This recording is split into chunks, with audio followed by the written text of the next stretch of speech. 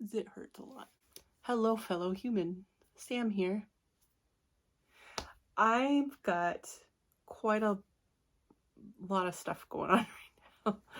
I avoided doing a book review. I really wanted to do like a mid-month book review, and I really was just more interested in reading and watching other people's reviews. So I skipped doing that, and that's caught up with me. So I want to do something special. Instead of just reviewing books, we're going to do a choose your own adventure type thing. Because I know that some people don't really give a shit about book reviews, or maybe you're here because I have no idea you like the thumbnail. I also have a book haul. So there's 3 parts other than that intro or other than this intro. I'm gonna show you some of the animal clips. It's only like 30 seconds, so don't get too excited. But I was cat sitting and dog sitting earlier this month, and I do have a couple other clips of the animals just sitting around, which is cute. So I'll post those. Or you can skip to the chapter where I review the books that I've read for the month of January. There's a lot. I'm going to try and make the reviews very quick because I read like 10 books. And then the last chapter is going to be a book haul for books that I got for a project that I'm doing, as well as books that I bought at the end of December because I wanted them. Just because. Anyway, chapter 1.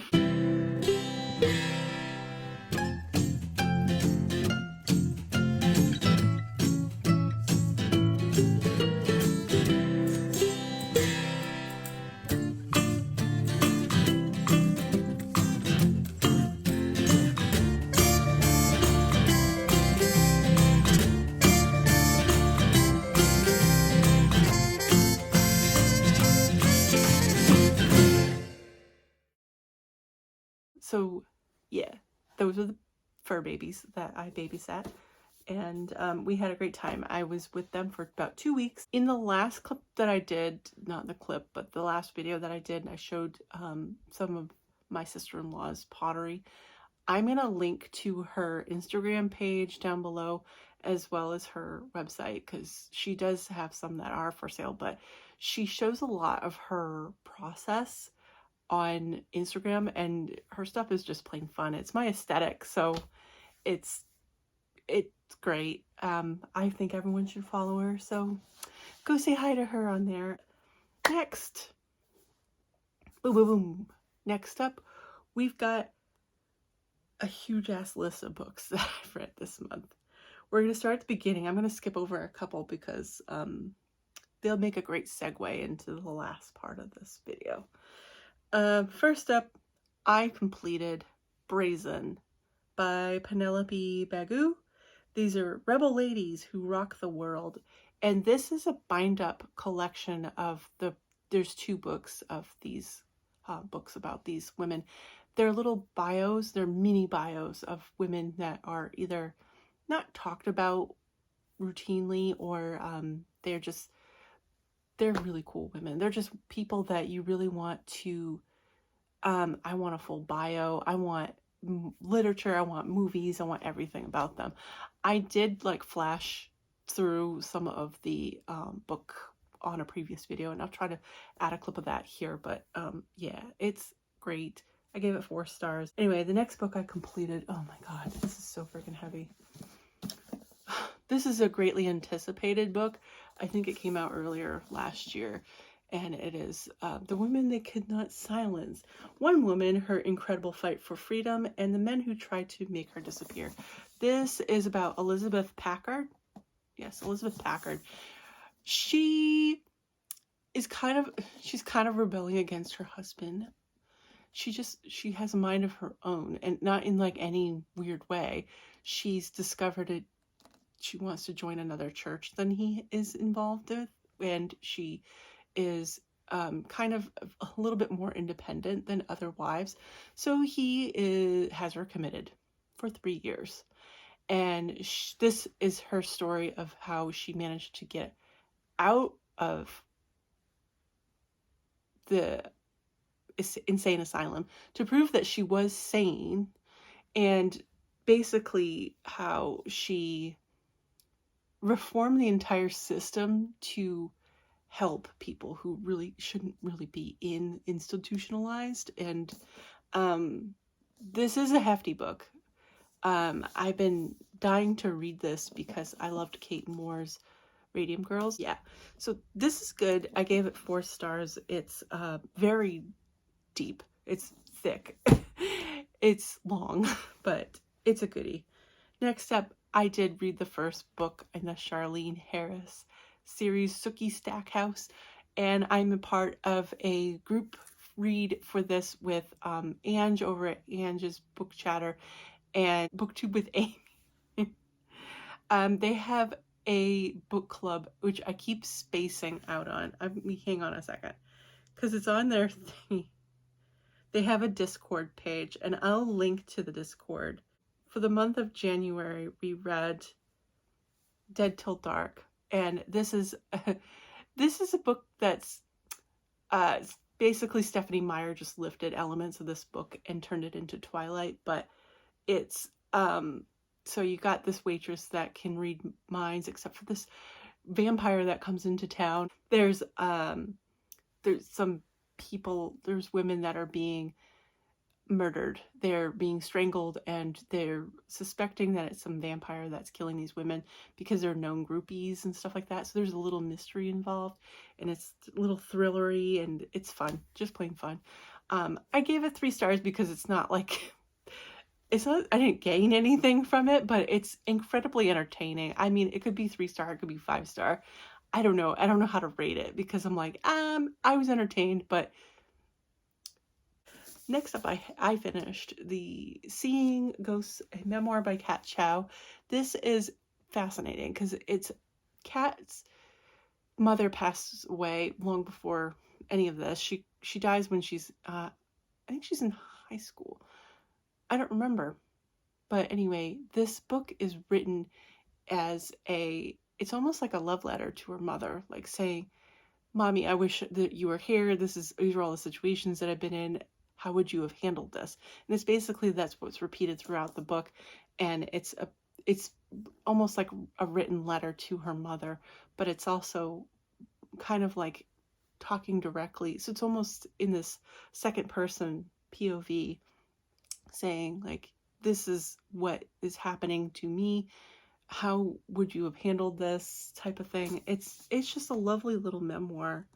Not little, but her mother had passed away from cancer. I think it was uterine cancer. One of her sisters in this book undergoes surgery to have some fibroids removed. I think they were fibroids from her uterus. And after I finished this, I do follow the author. I follow Kat on Instagram, and apparently she had a similar procedure done, and I feel so bad, but it's a lovely little memoir, and I recommend it. I was hoping for more taxidermy, but I gave it 4 stars. It's lovely. It's very nice. I'm skipping over a couple books because they segue neatly into my haul. Anyway, we're going to talk about The Appeal. I joked about this being a book that is very consumable for toilet, like if you're sitting on the john, because it's in these like quick little emails, so it reads really quickly, but it's also like you get really absorbed into it.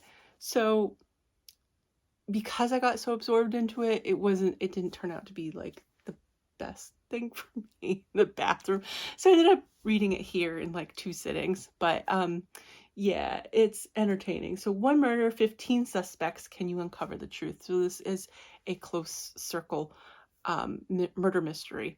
You're actually following through all the evidence with 2 gumshoe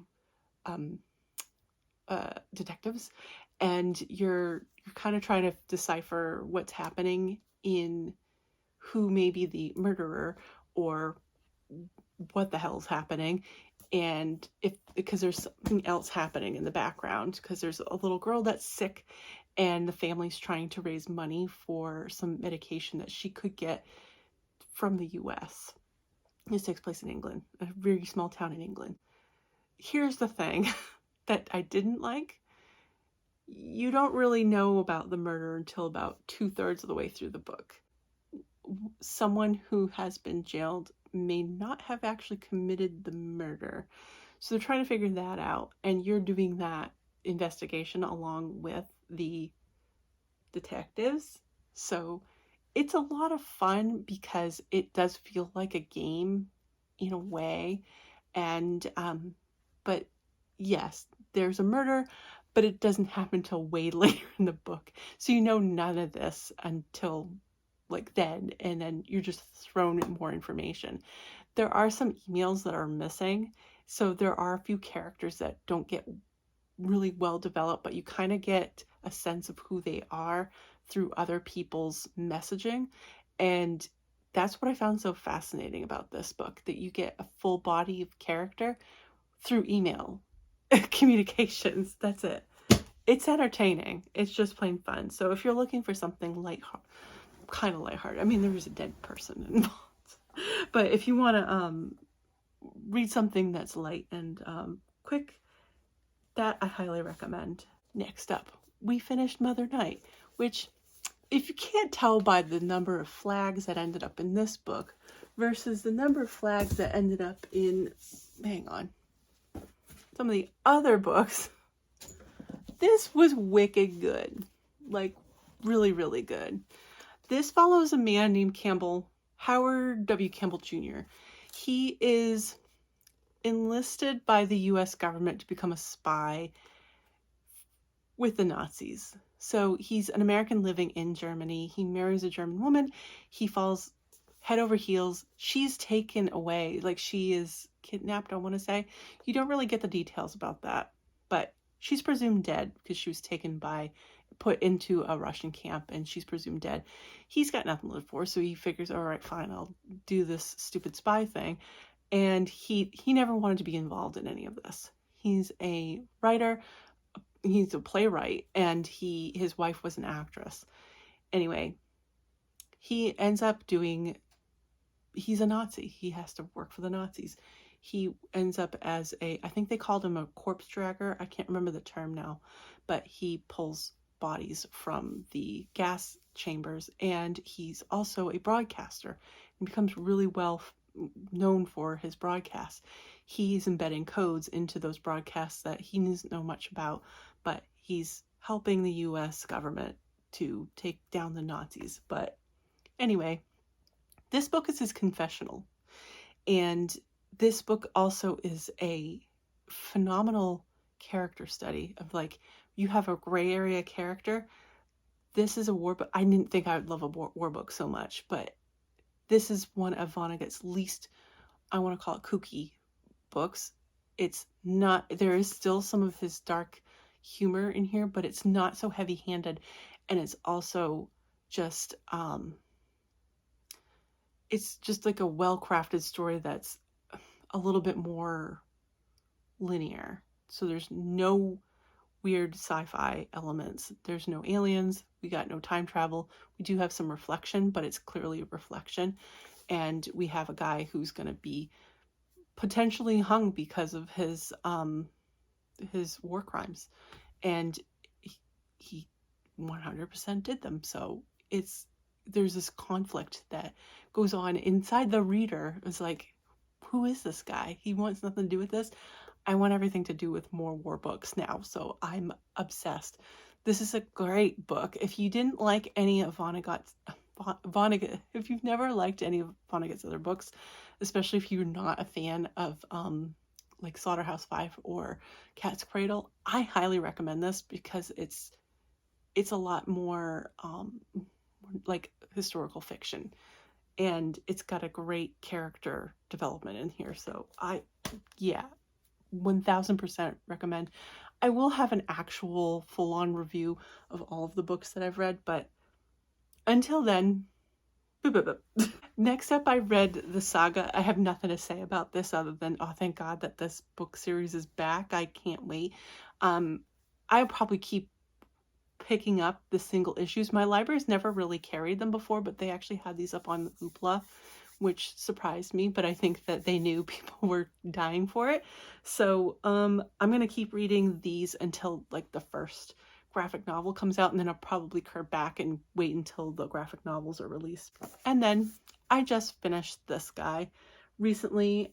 This is The Gurkha and the Lord of Tuesday by Saad Hussein, and I actually picked this up because I had requested another book from the from Tor, actually several other books from Tor, and I think that they were very cyberpunky, so they actually mailed this to me unsolicited, and I liked the synopsis, but I'm glad that I read this because it's a companion book, so I'm really happy that I read this. But it's about a man, not a man, he's a djinn that was frozen in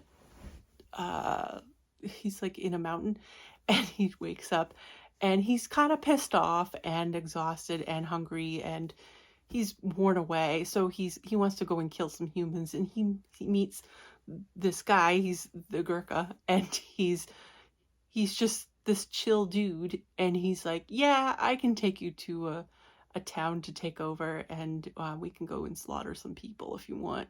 I'll show you around. And so they head to, what was the name of the, Kathmandu. So they head to this town, Kathmandu, which is run by, it's actually an AI system called Karma, but it's like Karma. People no longer have wealth. You build up wealth through karma, but you don't even need any karma. You can live entirely off of zero karma, and people are perfectly content. And this is about them basically trying to take over the city. These two people, one's a djinn and one's just like, he was an old soldier. It's entertaining. It's very Monty Python-esque, in my opinion. The dialogue will be off-putting for some people. It's just silly, and the language is bonkers. The book that I had requested, I want to do a book review, like a full-on book review of this, because I specifically requested this from Tor.com, and they said, yeah, sure, because I've read Scott O'More before. I read, and I think a lot of people have read, Your Favorite Band Will Not Save You, which is a teeny little book. It's so weird and trippy. This is a little bit weird and trippy, but it's kind of expected. This is very cyberpunk. Isabelle is the queen of medieval rave-themed VR game Sparkle Dungeon. I keep wanting to say Sparkle Dragon. Her prowess in the game makes her ideal candidate to learn the secrets of the power morphemes, which are actually, it's like verbal cues that can give you kind of superpowers in the game, but they're also taken out of the game and it can be used in real world elements, and then they can be combined to create even more trippy things, like the ability to teleport and stuff like that. So she's actually hired by a marketing firm, and she is, because of her reputation in the game, and she is hired to do a number of marketing type things. And what this book kind of pushes, but Jen kicks aside, is that the marketing it's used as a manipulative tool in this case, and also it's killing people. And also it does talk a tiny bit about game addiction, like gaming addiction, but it sidesteps both of these elements. It just kind of veers off and goes into other things. But I enjoyed this, but I didn't love it. I think I'm going to be giving it like a 2.75 star Storygraph, and then on but I'm rounding it up to a 3 on Goodreads, since they don't offer the quarters, because it's a lot of action. This is a lot of action. a lot of action and a lot of scheming and strategizing, which was off-putting and kind of boring to me. There is a great little female-female relationship in here, and it doesn't take over the plot, which drives me nuts in a lot of books, because there's a romance, and then the romance kind of just like gets in the way or becomes like a huge plot point, but it's not. It's cute little, it's a nice quiet little thing that's non-intrusive. So I do recommend it if you're really into video games and stuff like that. But for me, I really don't care for fight sequences and stuff. I thought that the language stuff, the linguist thing elements, was gonna be more intense and more interesting, but without being able to hear any of the tones or anything like that, you have to really completely imagine everything, which of course you do. You have to use your imagination, but it's tough to get through. I enjoyed it. I would like to make an entire video review of this, because I think that it deserves a spotlight.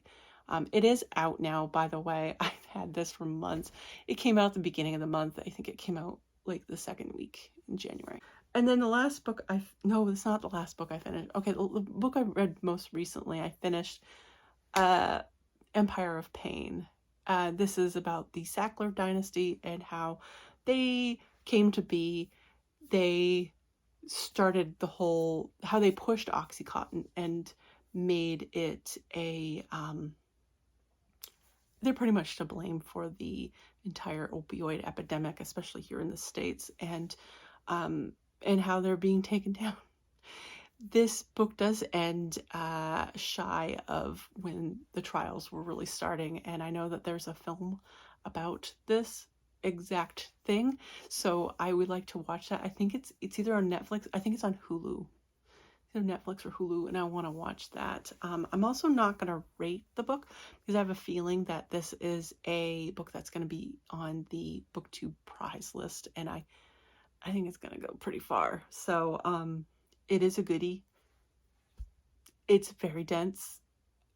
It's all interesting. It's just, there's a lot of data. I can't believe how Patrick Radden Keefe managed to get all of this information. This is investigative journalism at its best. It's incredible. And then the other two books that I want to talk about, I have a little project. It's not so little project. It's my Booker Shortlist read through. It's a not so short list read through. It's very long. I picked the year of 1984. Yes, 1984. So I'm reading all the books that were on the Booker shortlist from that year, and I've read 2 books so far. I listened to them both. They were available on audiobook. The first was Empire of the Sun by J.G. Ballard. And this, let me see if I can pull up I'm already starting to lose some of it's apparently part of a series. It's the first book in the series. Oh, it became a movie. It's a Steven Spielberg film. So this tells of a young boy's struggle to survive the World War II in China. Jim is separated from his parents in a world war to survive, and he finds deep strength greater than the events that surround him. Shanghai, 1941, a city aflame. From the faithful torch of Pearl Harbor, the streets full of chaos and corpses. A young British boy searches in vain for his parents. Imprisoned in a Japanese concentration camp, he witnesses fierce white flash of Nagasaki, the bomb bellowed at the end of the war, and drawn of a blight world.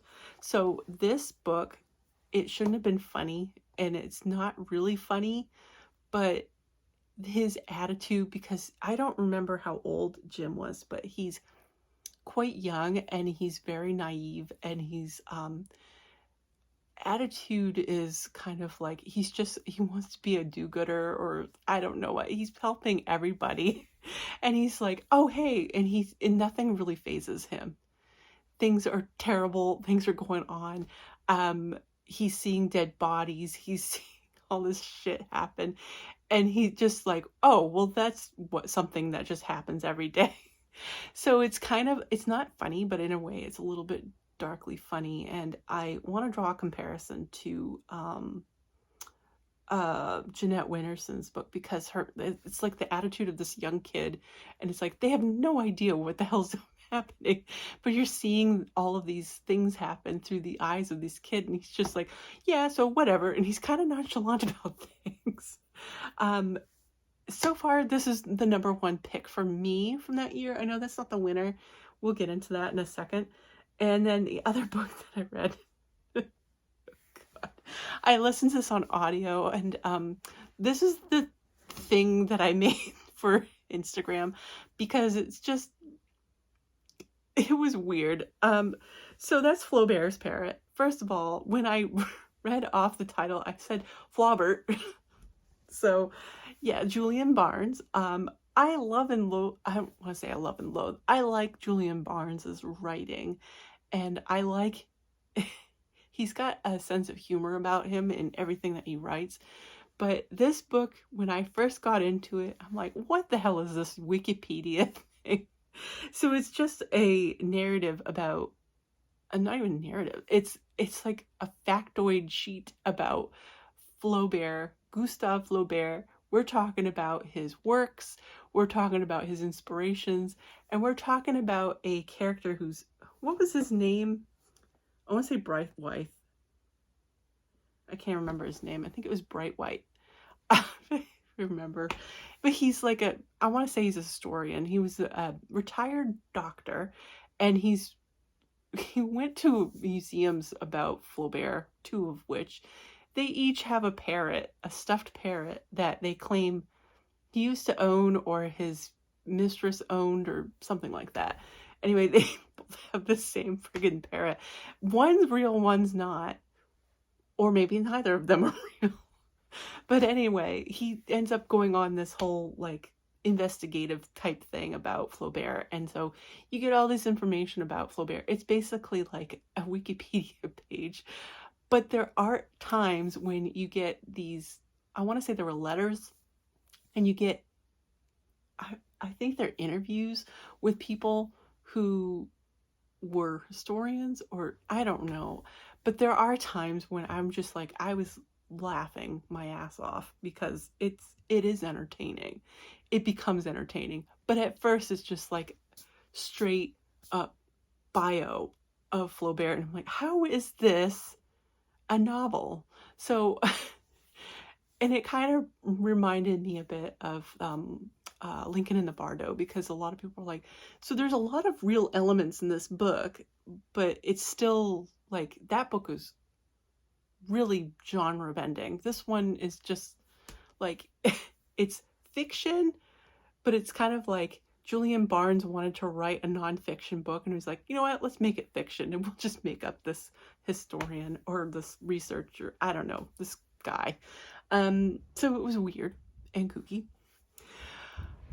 But there are 4 more books that I've got to read in 1984, and we're going to talk about them now. I think that's everything that I consumed this month.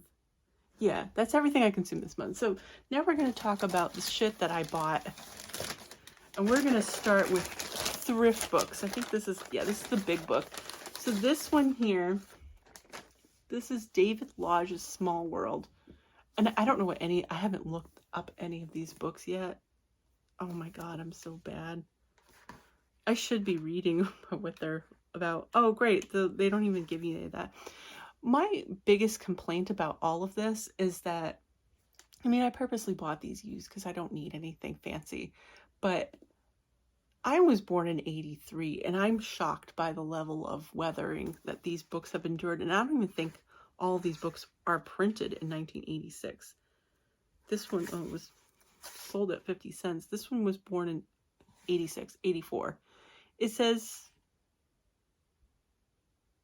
yeah, this one was specifically printed in 1991. So I'm a little disappointed by how yellow this is. I was like, how yellow am I?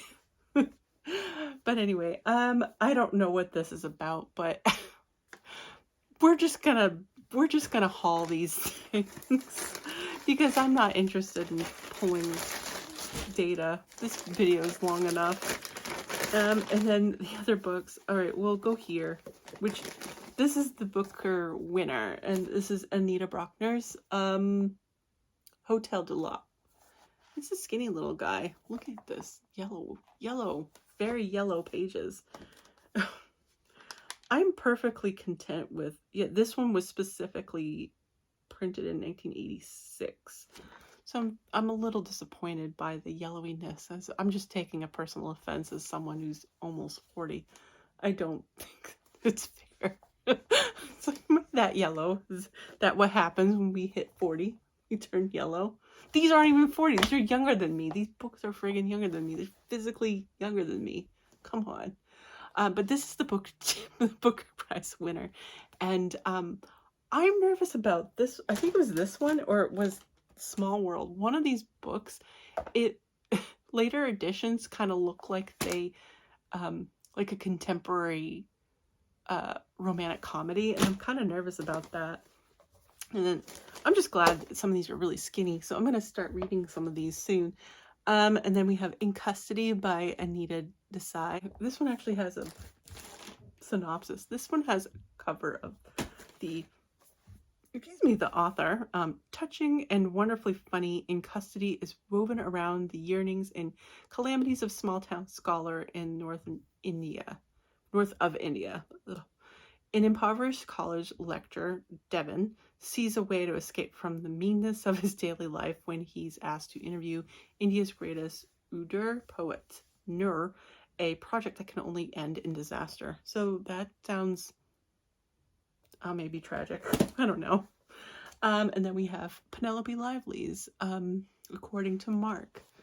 And when Mark Lamming, a well-established biographer, leaves London for Dorset one May morning to meet the granddaughter of his new subject, he has no suspicion that fulfilling and well-ordered life is about to be turned upside down.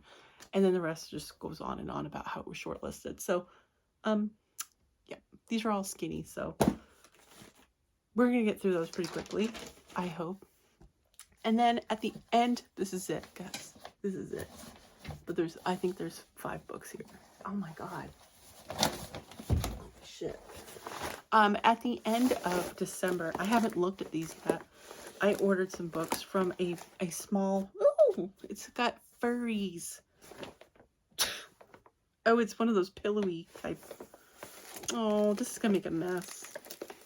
Anyway, I ordered a bunch of books from a small publishing house, and they're also a bookstore called $2 Radio, and I follow them on Instagram, and I love some of their books. I've wanted, they're on my TBR, and I mean all of these ones are on my TBR. One of them I gotta cut this. Hang on. Oh, this is gonna be bad. This is gonna be really, really bad. Oh, I probably should have done this before, because I don't remember what any of these books are about, with exception to maybe one of them. Nope. Okay. So I'm just going to hold up the books because I don't remember what any of them are about. I'm also going to link to their website down below because they have wicked sales, and they are a publishing house that usually publishes people that are, I mean, they're an indie publishing house, so they usually publish people that don't usually get much of a voice in modern publishing. And one of these books is hardcover. So the sale that they were having was, I think there were 5 books they were $10 a piece, so I had $50. Oh, it's a mess. So these books, I want to know if anybody has read any of these. I'm going to start with this guy here. This is The Hair by Melanie Finn. I hauled this from the library and I posted a picture up on Instagram, but it was requested by another person, so I ended up returning it. And I really, really, really want to read this. This was shortlisted for the New England Book Awards, and it didn't win. It was beaten out by Liberty. And but this, I mean, just the fact that it was, I think it's witchy for some reason.